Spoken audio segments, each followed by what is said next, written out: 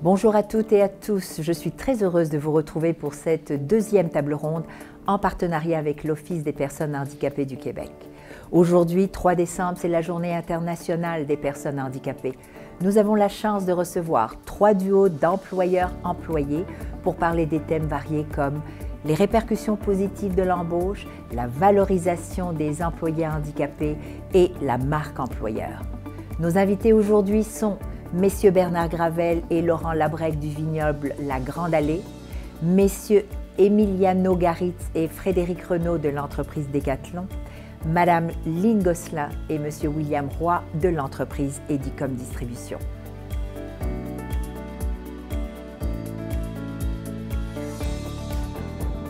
Bonjour à vous, chers amis. J'ai aujourd'hui le grand plaisir d'animer encore une fois cette table ronde avec le directeur général de l'Office des personnes handicapées du Québec, Monsieur Daniel Jean. Bonjour, Monsieur Jean. Comment allez-vous aujourd'hui? Je vais très bien. Je suis heureux d'être avec vous aujourd'hui. On a la chance d'aborder la question de l'employabilité des personnes handicapées. C'est génial. C'est vrai que c'est un sujet important, c'est un sujet peu connu aussi, mais qui tente à changer. L'Office fait quand même un très bon travail. Monsieur Jean, dans notre série de capsules danielinkel.tv, nous sommes tombés sous le charme d'employeurs inclusifs et de leurs employés dévoués, n'est-ce pas? Ça a été quand même assez impressionnant, ces capsules-là. Ils ont notamment mis en lumière comment il était possible et accessible d'adapter son environnement pour embaucher des personnes handicapées et même que cela créait des relations assez belles et cordiales entre tous les employés. Je voudrais aujourd'hui que vous nous disiez comment vous avez reçu ces capsules et ces commentaires qu'on vous a fait lorsqu'on a lancé la campagne. J'ai été vraiment touché par ces capsules-là parce que ça nous a permis d'aborder 3 profils distincts. En fait, il y a 3 types d'employeurs avec des domaines complètement différents. Il y a des travailleurs qui ont des incapacités très différentes. Et on voit qu'à travers cet effort de contribuer à la société, on a pu franchir des obstacles, on a pu faire des grandes avancées. On a pu aussi constater qu'avec l'aide des programmes gouvernementaux ou d'organismes d'employabilité, on est capable d'avoir une capacité d'agir et de pouvoir passer à un virage d'une entreprise inclusive qui fait la différence dans la communauté. Bon, la Journée internationale des personnes handicapées, ça a été créé quand? C'est une belle initiative. C'est une initiative de l'ONU qui est née en 1992. Le Québec a tout de suite emboîté le pas. Et dans les faits, il y a des événements à tous les années pour souligner cette journée-là. Nous, on a décidé, dans le cadre de la campagne, de faire cette table ronde-là aujourd'hui. Pourquoi? Parce qu'on voulait marquer cette journée de façon spéciale et surtout de marquer les 364 journées qui s'en viennent pour se rappeler que ce n'est pas l'histoire d'une journée, mais c'est l'histoire d'une vie qu'on veut marquer. Tout à fait. C'est une journée spéciale aujourd'hui. Nous avons envie, d'ailleurs, dans cette journée qui est la Journée internationale des personnes handicapées, on a eu le goût de réinviter ces employeurs-employés pour peut-être creuser un petit peu plus la question de l'employabilité des personnes handicapées. Alors, pour notre premier groupe d'invités, je voudrais qu'on parle avec ces 2 personnes intéressantes d'ailleurs, de la sensibilisation que nous souhaitons mettre en valeur aujourd'hui. J'accueille donc le tandem employeur-employé. Il s'agit de messieurs Bernard Gravel, propriétaire du vignoble La Grande Allée situé à Mont-Saint-Hilaire, et son employé, monsieur Laurent Labrec. Bienvenue, messieurs, à vous 2. Bonjour à vous. Bonjour. Très bien. Oui, dans la capsule vidéo sur votre entreprise, monsieur Gravel, on a tous été émus, mais surtout on a découvert un employeur bienveillant, un employeur qui a le sens aiguisé de l'engagement envers sa communauté.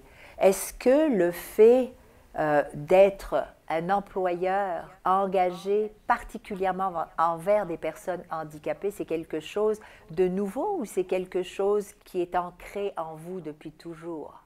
Pour répondre à votre question, c'est quelque chose qui est ancré depuis très, très longtemps. Pour commencer, je vais vous expliquer que j'ai 2 enfants qui ont une différence. TDAH et un trouble d'anxiété généralisée.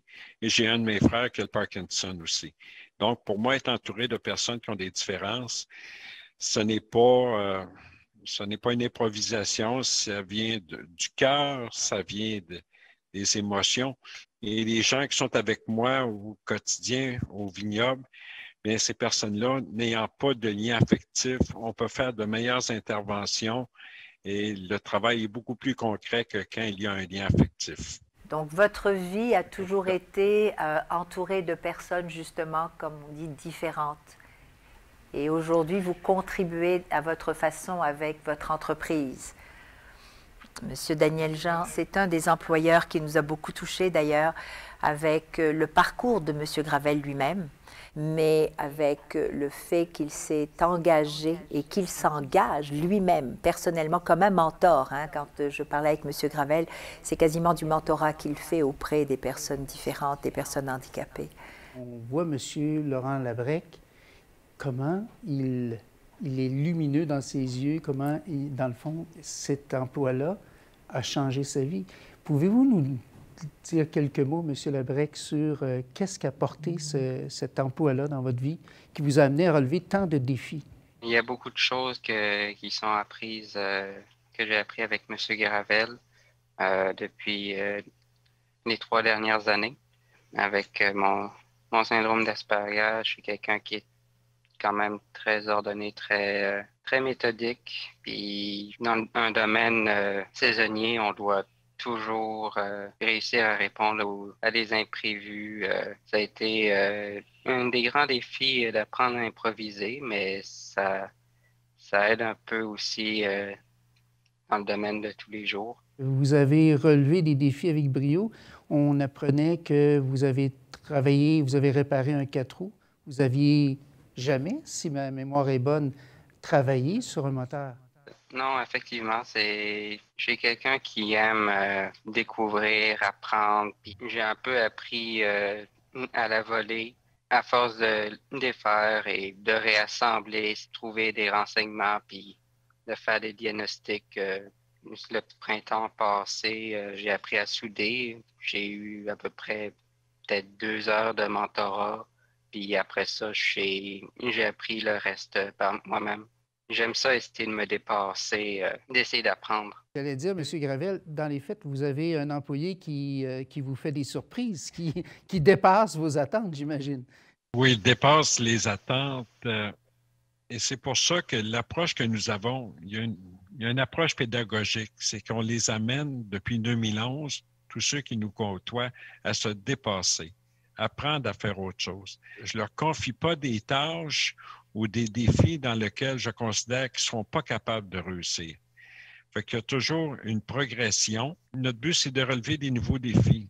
Rendu à un certain âge, des défis, nous en avons relevé beaucoup, mais pour d'autres personnes, le fait d'avoir un encadrement qui est positif, qui est là pour leur développement, c'est ma façon de donner aux suivants. Fait que je les amène à se dépasser et ça leur revient dans leur famille, dans leur milieu, etc., à l'extérieur du vignoble. Monsieur Labrec, le fait que vous ayez justement un emploi aujourd'hui, que vous soyez heureux dans ce que vous faites, que vous y êtes depuis 3 ans, est-ce que l'impact est positif au niveau de la famille?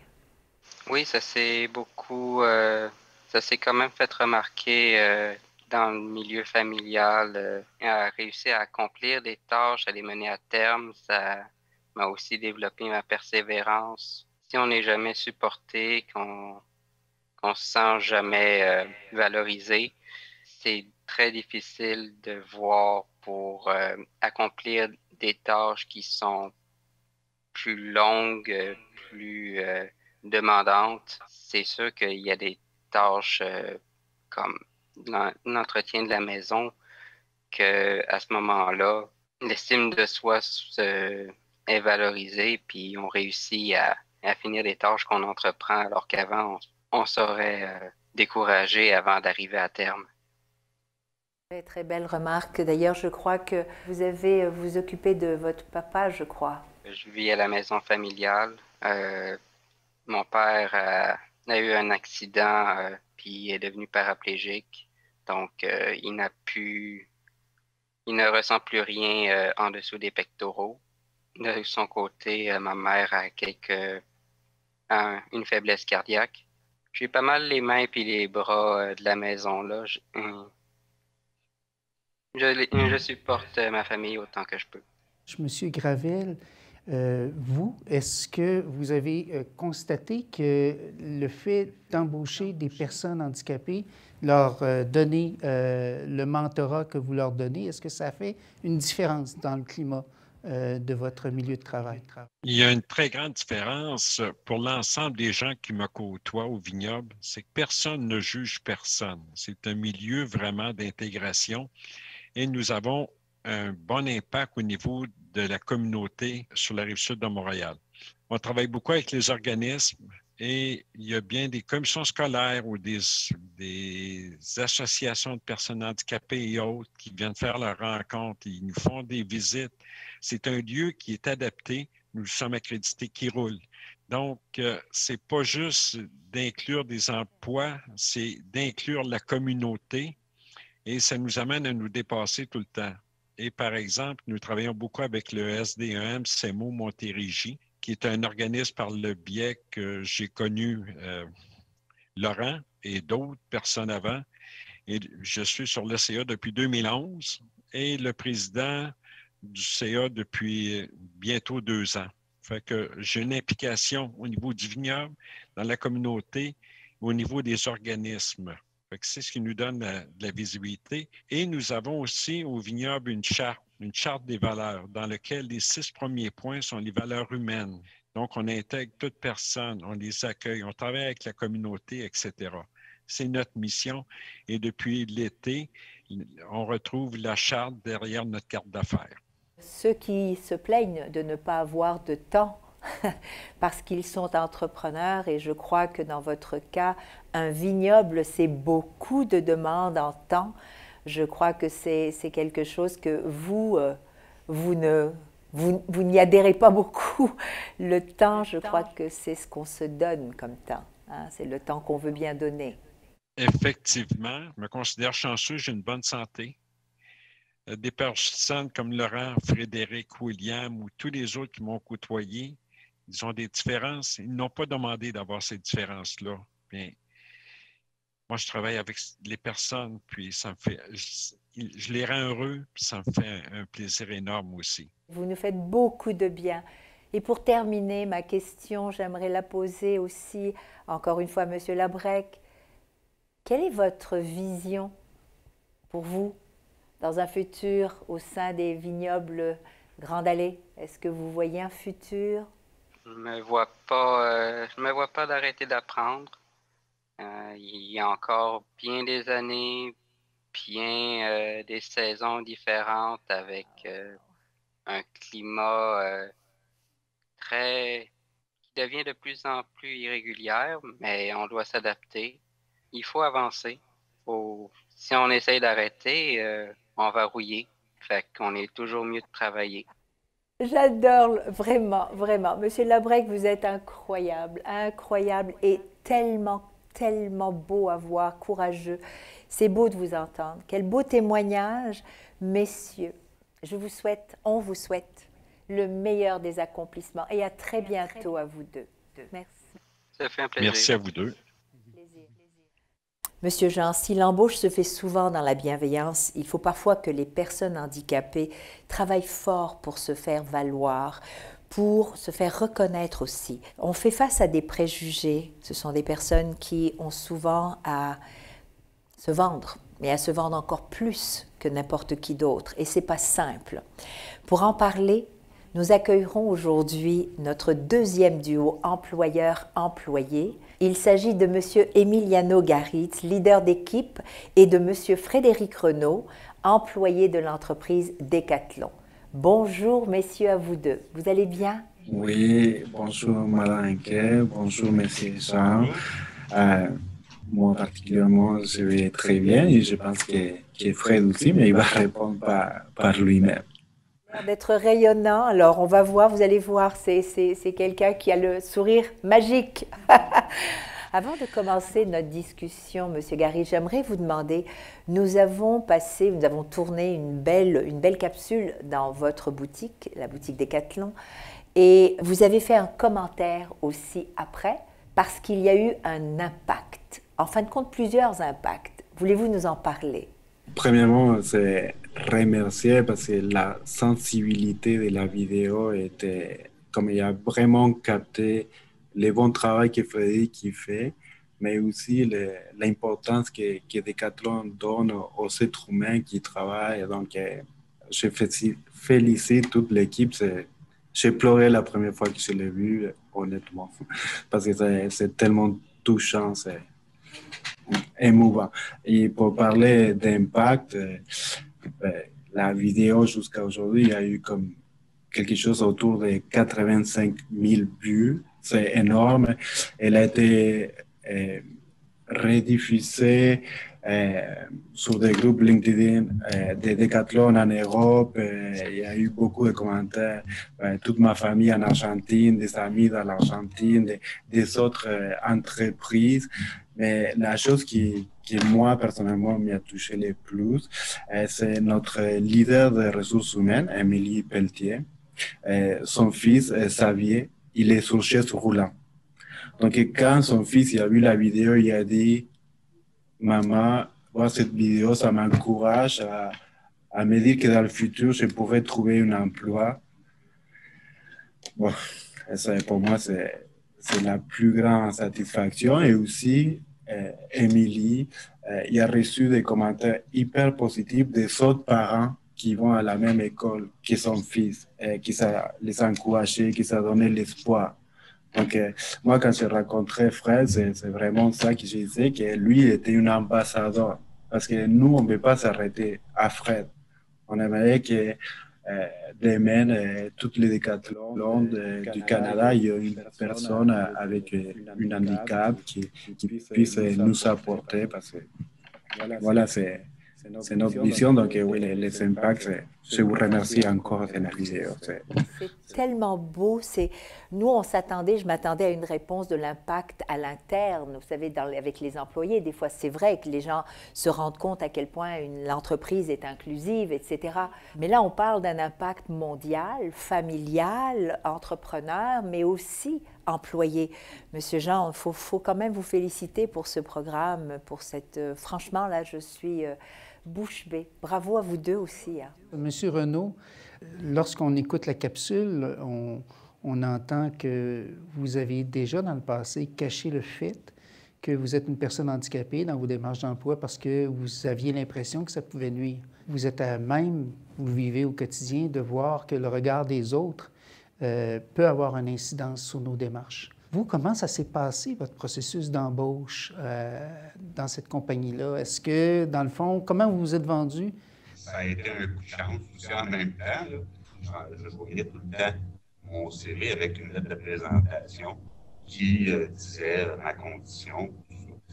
Puis j'ai remarqué qu'à force de l'envoyer, je n'avais pas d'appel. J'ai arrêté d'envoyer cette lettre de présentation-là. Puis tout d'un coup, les appels rentraient parce que j'ai un CV quand même relativement épais. Là, ce qui est arrivé, j'ai demandé à la personne qui s'appelait Patrick Lefebvre, la personne qui s'occupe des ressources humaines ici, m'a appelé. Puis là, j'ai demandé, la première question que j'ai demandé, j'ai dit, est-ce que tu as lu ma lettre de présentation? Puis la réponse a été non. Alors, lui est intéressé à faire une entrevue téléphonique. Alors, on parle un peu de nos expériences. Je suis parti du passé, du moment où est-ce que j'avais 2 jambes, puis que je courais partout, puis qu'il n'y avait pas de problème. J'étais une personne dite normale. Puis je suis parti de mon passé jusqu'à mon présent. Puis mon présent, j'ai dit, mais malheureusement, je suis une personne en mobilité réduite. Ils m'ont pris pour mes expériences, puis ma personne moi-même. Je suis encore là, ça doit être une bonne raison. Donc, ils vous ont pris pour vos capacités, puis après ça, on a regardé les obstacles, puis on a agi là-dessus, puis c'est rentré dans l'ordre. Oui, bien, je me fais souvent chicaner parce que je veux tout le temps en faire trop. c'est comme Emiliano, là, c'est comme mon break. C'est lui qui pèse sur le break parce que je pourrais tout le temps continuer à 100 000 à l'heure. Une chance qu'il est là. C'est comme mon papa. Ça doit faire chaud au cœur, hein, Monsieur Garitz, d'entendre ce genre de commentaires aussi, puis le lien qui vous unit. Je vais me permettre une question parce que vous avez, vous-même, d'une certaine façon, vous êtes un immigrant, vous avez dû, vous aussi, avoir vécu des préjugés quant à votre accent, d'où vous venez pour trouver du travail. Donc, je suppose, est-ce que vous avez choisi, Monsieur Renaud, par rapport à quelqu'un d'autre pour justement donner la chance, ou est-ce que vous aviez quelque chose à prouver? Fred il a parlé de ses lettres, des présentations, donc moi j'ai senti que j'ai vécu un peu la même chose et c'est malheureux, mais ça fait partie de la vie. Il y a des gens qui l'ont beaucoup plus compliqué que moi, donc je ne me plains pas. C'est des choses qu'il fallait vivre. Mais pourquoi Fred a été embauché? C'est parce que dans son entrevue, il démontrait qu'il remplissait les critères de Decathlon. Être un passionné du service à la clientèle et être un passionné du sport. Donc, je ne voyais pas pourquoi il aurait une problématique. Et ce n'est pas pour vendre Decathlon, parce qu'en fait, honnêtement, c'est un accident. J'étais là et c'est moi qui ai eu la chance d'embaucher Fred, mais c'est la compagnie Decathlon qui est vraiment inclusive. En Europe, il y a une loi de 6% des personnes handicapées. Decathlon va au-delà de la norme. Il y a à niveau mondial, il y a un groupe de diversité et inclusion. Donc, en fait, j'ai profité de Decathlon que je n'ai pas eu à me battre pour essayer d'embaucher Fred. Dès qu'on a présenté Fred, comme il correspondait au profil recherché, c'était une acceptation totale. Et en fait, aujourd'hui, on a une autre personne handicapée. Elle a une déficience intellectuelle. Elle s'appelle Florence. Et comme je dis, pour moi, Fred, c'est un ambassadeur. Je ne veux pas qu'on s'arrête à Fred. On veut continuer. Et c'est ça, pour moi, c'est des guerriers de la vie. On a entendu les témoignages de Laurent. Avec son asperge, il s'en occupe de sa famille, il se bat à toutes les choses. Il faut être remerciant dans la vie. Nous, on a beaucoup de chance. Donc, et eux, c'est des gens qui sont tellement engagés. C'est pour ça que Fred il dit que je suis son break, parce que lui, il veut vraiment tout faire. J'ai dit, Fred, arrête de vouloir tout faire. Concentre sur qu'est-ce que tu fais bien, que tu fais très bien, et qu'est-ce que tu peux faire. On sait. Il n'y a pas de problème. Donc, pour moi, c'est une plus-value. C'est des guerriers de la vie. Ils donnent à l'entreprise un surplus parce qu'ils sont toujours là pour vouloir vraiment. Ils travaillent super fort et tout. Donc, pour moi, il n'y a que des avantages. Il y a, en plus, il y a différents organismes du Québec qui encouragent et qui appuient les employeurs qui font les parcours, qui veulent embaucher des gens handicapés. Donc, on est soutenu en tant qu'employeur aussi. Donc, voilà, pour moi, tout est positif. Renaud, j'entends, dans le fond, j'ai vu dans la capsule, j'entends les propos, vous êtes quelqu'un qui essayez à tous les jours de vous dépasser, vous voulez toujours aller plus loin. Quels sont les ingrédients qui font en sorte que vous êtes une personne engagée? On dit souvent que les personnes handicapées sont engagées, sont motivées, mais vous l'êtes beaucoup. On le constate. Quels sont les ingrédients qu'un employeur doit utiliser d'une certaine façon? Parce que la sauce est vraiment bonne. Là. Dans votre cas, vous êtes en plein dans un engagement clientèle. On le voyait dans la vidéo, vous allez près des gens.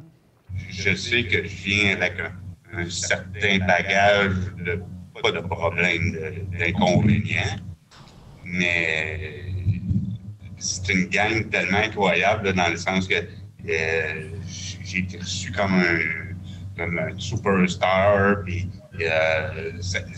les gens sont hyper sympathiques, sont gentils avec moi, on discute. Les gens, s'ils ont quelque chose à dire, ils n'attendent pas une semaine avant de te le dire. Ils donnent tellement pour moi la chance que j'aie un sourire d'en face et que j'oublie mes bobos, que moi, ça me tente d'en donner encore plus. C'est plus qu'un salaire, c'est plus que, dans le fond, un emploi.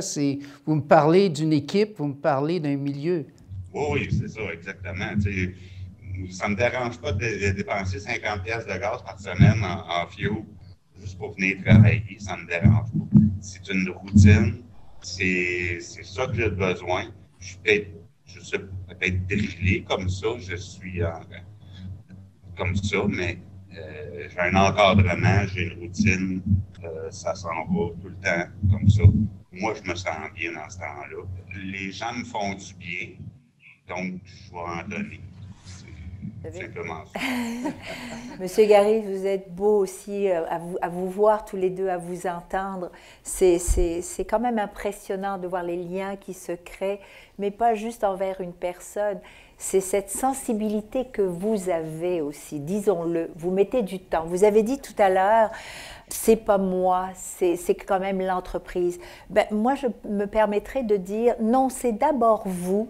Et l'entreprise a vu qu'à l'interne, elle a des employés qui veulent faire un effort, qui veulent changer les choses. Parce que l'entreprise ne peut pas le faire seule. Elle a besoin de gens comme vous deux. Vous, Monsieur Renaud, vous avez votre rôle à jouer, vous le jouez très bien.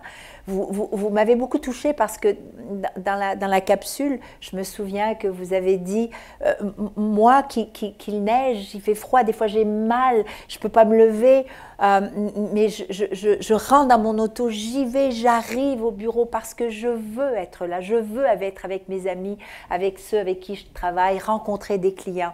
Et surtout aussi votre mentor qui fait une grosse différence. C'est quand même impressionnant. Est-ce que vous trouvez, Monsieur Renaud, que la vie d'une certaine façon, même si c'est à votre échelle, c'est-à-dire dans la boutique, que vous êtes en train de changer les choses, que vous êtes en train de sensibiliser à votre façon, et ça vous propulse? Ben, justement, aujourd'hui, je suis en train de tuer du temps un peu dans le magasin. Et je faisais des choses, puis une cliente est arrivée, elle est venue me voir, elle dit « Je vous ai vu à la télé, vous êtes inspirant. » J'ai un peu de misère à recevoir des compliments. Comme on dit, faites ce que je dis, non que je fais. Là, je ne suis pas une personne qui est à l'aise à recevoir beaucoup de compliments. J'en reçois quasiment tous les jours. Là. Mais maintenant, chaque fois que je viens travailler, c'est tout le temps une félicitation. Et moi, si qu'est-ce que je montre qui permet aux gens de se donner un coup de pied derrière et avancer un peu plus pour rester en cabané à la maison. Ben, moi, je ne l'ai pas fait parce que ça ne me tentait pas. Je me bats contre moi-même déjà là.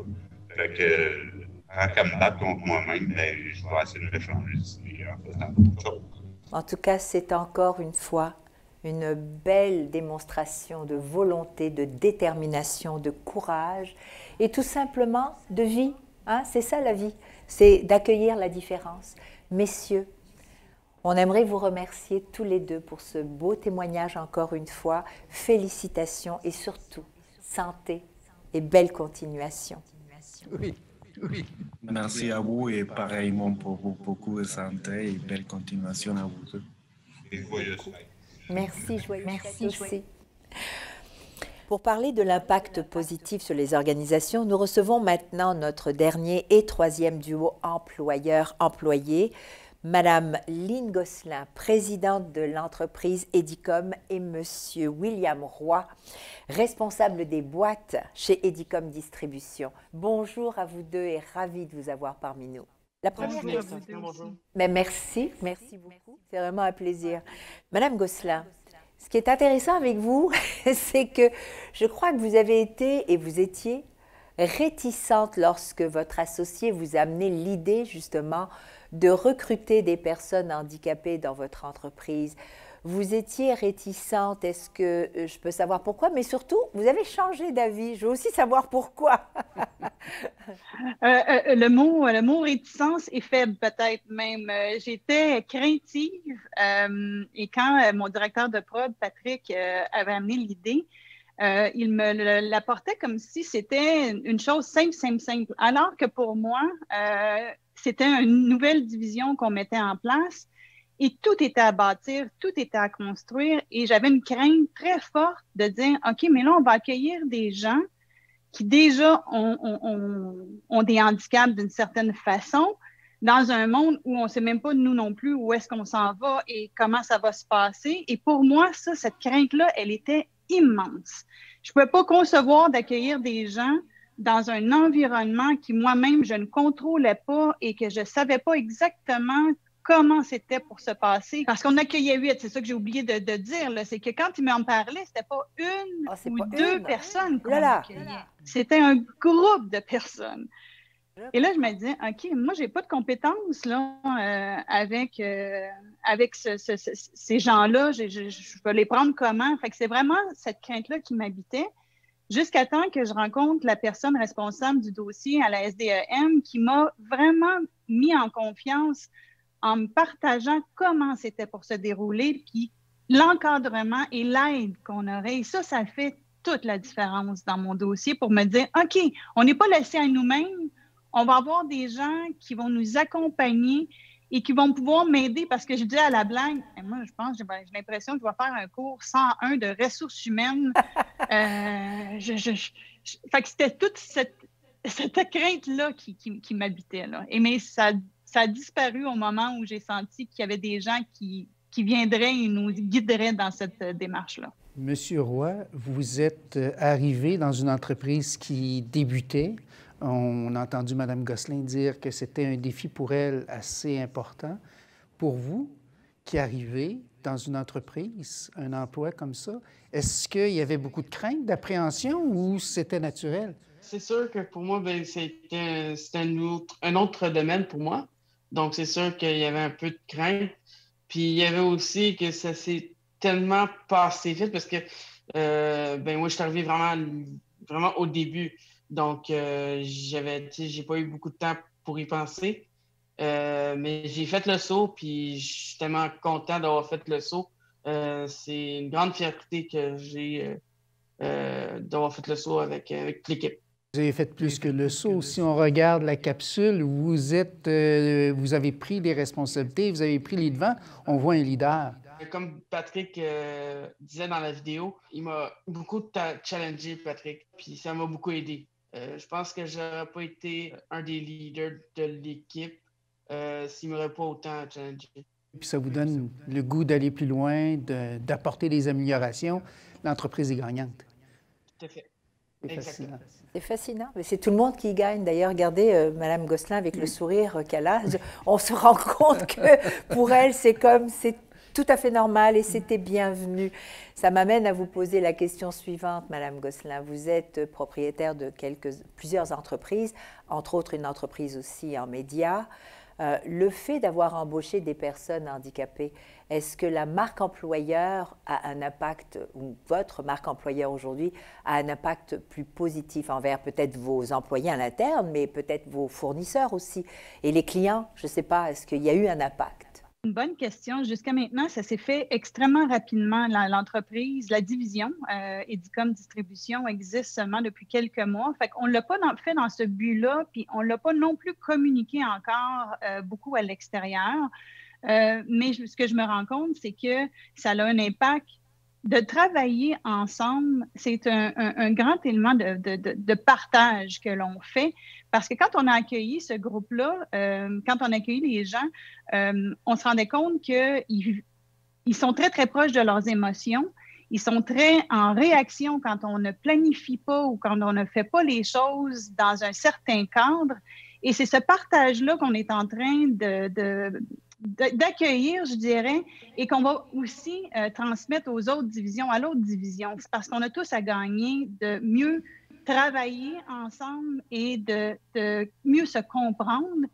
Et ce que je trouve vraiment phénoménal, c'est que l'entreprise, une business, ça va vite. Et parfois, on n'est pas très attentif à comment les gens se sentent, mais ces gens-là ne nous donnent pas le choix de pouvoir être attentionnés et attentifs à ce qui se passe parce qu'elles le sont, ces personnes-là, très connectées à leurs propres sentiments.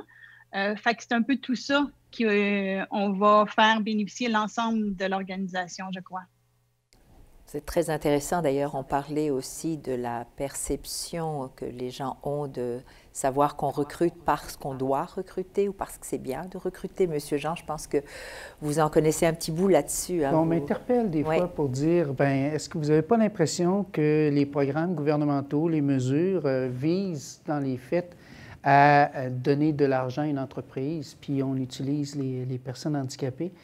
Et moi, ce que je dis par rapport à ça, c'est que, puis on le voit par le témoignage qu'on a aujourd'hui, c'est que quand on décide d'engager des personnes handicapées, on ouvre la porte dans l'entreprise à un concept qui est une entreprise inclusive. Oui. L'entreprise inclusive, là, c'est une entreprise qui demande des liens humains, qui demande de franchir des obstacles.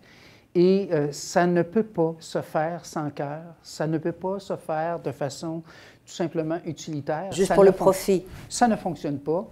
Dans les faits, on le voit, et j'aime beaucoup, Mme Gosselin, j'aurais le goût de vous poser la question, en fait, de vous permettre de continuer votre réflexion. Vous disiez tantôt que j'avais l'impression de revenir dans un cours de ressources humaines 101, mais grâce à l'aide des entreprises, des organismes qui sont venus vous supporter, d'un organisme, vous avez retrouvé vos assises. Est-ce que je me trompe ou, dans les faits, vous avez toutes les compétences? Il s'agit juste de trouver la bonne façon d'intervenir. Et que votre question est bonne et pertinente, my God, parce que il y a quelque chose que je tiens à dire, c'est que c'est faux de penser, puis on le sait avec les ressources humaines, il y a toujours une complexité avec les ressources humaines. Il y en a une aussi avec ces gens qui ont des handicaps. Il ne faut pas le sous-estimer, mais il faut, je pense, apprendre à naviguer avec. Et oui, je suis peut-être mieux outillée maintenant que je l'étais, mais on a encore un peu d'aide de la SDRM parce qu'il y a des situations qui peuvent se produire qui nous font effectivement grandir à pas de géant, mais qui demandent une intervention qui parfois sort du cadre dans lequel moi je me sens à l'aise, mais d'être appuyé par cette ressource-là, ça nous permet encore là de se rapprocher, de mieux se comprendre et ça aide l'ensemble de l'organisation. Fait que c'est très, très bénéfique et on ne l'a pas fait nous seulement ou pour les subventions, au contraire, on le fait pour d'autres raisons. Et c'est ces autres raisons-là qu'il faut qu'ils demeurent primordiales parce que c'est la raison d'être, de dire. Puis là, tantôt, c'est drôle parce que je donne un exemple. On parlait avec William, j'ai dit, je pense que je vais parler à l'ensemble des employés ce midi, c'est que quand il arrive une situation, tout le monde a son mot à dire et tout le monde doit intervenir. On a besoin de l'énergie de chacun et c'est ça qui fait qu'on devient un tout et non pas qu'on reste des silos à pas travailler ensemble. Justement, ça me donne le goût de poser la question à M. Roy. Vous, de votre côté, puisque vous êtes chef d'équipe, vous avez pris des responsabilités, puis vous avez l'air de quelqu'un de posé aussi, à l'écoute, vous aussi, même si ce n'est pas simple à tous les jours. Comment vous faites, M. Roy, pour avoir un impact par rapport aux préjugés que d'autres pourraient avoir par rapport aux personnes handicapées dans un cadre du travail? Est-ce qu'il y a quelque chose que vous faites qui permet justement une meilleure communication? Pour être bien honnête avec vous, je n'ai pas eu vraiment à gérer un malaise avec les employés vis-à-vis de mon handicap. Toute l'équipe le savent à propos de mon handicap, puis ils sont bien à l'aise avec ça, là. Ils savent s'il y a quelque chose qui est un peu plus dur pour moi à faire, et ils savent que bon, je peux pas faire ça, je peux pas faire cette tâche-là. Donc, ils comprennent ça, puis il n'y a aucune crainte là, avec ça. Donc, vous avez une assurance naturelle. Pour vous, vous êtes comme ça, puis c'est parfait, puis vous allez faire face à peu importe ce qui va se présenter parce que vous aimez ce que vous faites, on le voit. Vous êtes juste tout simplement bien. Oui. Madame Gosselin, on se rencontrerait dans la rue et je serais une personne qui vous interpelle en disant, bien, moi, je ne sais pas comme employeur si je peux faire, si je suis capable d'engager des personnes handicapées. Qu'est-ce que vous me diriez pour, dans le fond, vous partager votre expérience et me donner le goût de regarder différemment les choses? C'est une richesse d'avoir des gens handicapés, mais outille-toi comme il faut et n'hésite pas à aller chercher de l'aide si besoin est, parce que c'est vrai que parfois, comme je mentionnais tantôt, ça peut devenir à nous sortir nous-mêmes de notre zone de confort très fortement. Mais c'est ça qui fait grandir l'humain, c'est ça qui nous fait grandir comme personne, et c'est d'oser aller dans une voie qui nous est inconnue et de trouver une richesse à l'intérieur de ça. Fait que j'encouragerais la personne à le faire. Est-ce que je dirais de peut-être pas y aller à 8, mais peut-être y aller un petit peu plus à pas à petits pas? Oui, sûrement, mais je le referais moi si c'était à refaire. Monsieur Roy, vous alliez répondre, vous aussi. Admettons, on se rencontre dans la rue, je suis un employeur potentiel, mais j'hésite. Vous me diriez quoi, vous? Moi, je dirais autant de personnes qui n'ont pas d'handicap ou une autre personne qui a un handicap comme moi, tout le monde a le droit à la même chance. Bravo. Bravo, vraiment. Bravo à vous deux. En tout cas, Madame Gosselin, je peux vous dire une chose, c'est que ce que vous venez de dire à tous ceux qui hésitent et qui hésiteraient demain matin, c'est juste de vous regarder avec votre sourire, votre détermination, puis ça va vraiment donner le goût de se dire, mais il doit y avoir quelque chose. Ça doit être ce qu'on appelle la fontaine, pas de jouvence, mais de bonheur, pourquoi pas, dans des moments comme on les vit difficiles. C'est bien de sortir de sa zone de confort et de collaborer, de communiquer avec des humains. Merci, Monsieur Roy. Merci, Madame Gosselin, pour ce moment passé ensemble et j'espère que vous serez entendus et on vous souhaite beaucoup de succès puis beaucoup de santé. Merci beaucoup. Un grand merci à vous deux. Un plaisir. Monsieur Jean, on arrive à notre conclusion. Comme on vient de le voir, il m'apparaît d'ailleurs évident que les employeurs inclusifs gagneraient beaucoup à parler davantage de leur expérience afin d'inspirer beaucoup d'autres entrepreneurs ou d'entreprises qui peut-être aujourd'hui, pas juste ne savent pas, mais ne sont juste peut-être pas au courant de tout ce qui peut être mis à leur disposition comme accompagnement, comme programme, mais aussi comme expérience personnelle humaine. C'est d'ailleurs une des raisons pour lesquelles vous avez lancé la campagne « Entreprise inclusive, entreprise d'avenir ». Important? Oui, on voulait démontrer que c'est possible, dans le fond, d'intégrer des personnes handicapées. Il y a des moyens qui existent, il y a des programmes qui existent. Et dans les faits, à chaque fois qu'on franchit des obstacles à l'intégration, mais on réussit en même temps à rendre ça plus simple, plus fluide. Et ça devient un processus d'embauche comme n'importe quel autre au bout d'un certain temps. On oublie souvent que dans les entreprises, il y a une volonté de vouloir se développer, de prospérer. Et la prospérité, bien, il faut coller la réalité de la communauté. Il y a 16 % de la population qui vit avec certaines incapacités. Donc, il faut essayer de refléter cette réalité-là. Je prends comme exemple l'Office des personnes handicapées. On embauche actuellement 10 % de notre personnel, c'est des personnes handicapées. Et à mon point de vue, c'est ce qui fait que notre organisme est de plus en plus rapproché de la communauté. On tend vers le 16 %, on tend vers un équilibre tout à fait sain dans une société. J'aimerais vous poser la question suivante, Monsieur Jean. Qu'est-ce que vous retenez de cette discussion, de ces belles rencontres qu'on a fait aujourd'hui, de ces entrevues, de ces témoignages? Vous repartez avec quoi, vous? Moi, je repars avec un message très clair, c'est qu'une entreprise inclusive peut prospérer, prospère, se développe. Quand on décide de prendre ce virage-là, on ne fait pas juste un virage humain, on fait un virage qui permet de développer. Et ça m'apparaît comme très clair. On a aussi appris qu'il y a des ressources qui existent. On l'a vu dans le dernier témoignage, s'il n'y avait pas eu un organisme communautaire qui est dédié en employabilité qui ne s'était pas rendu disponible pour répondre aux questions, pour atténuer les difficultés, ça ne serait pas passé de la même façon. Il faut dire que le défi était gros, il y avait 8 personnes, mais c'était la bonne chose à faire d'aller chercher de l'aide.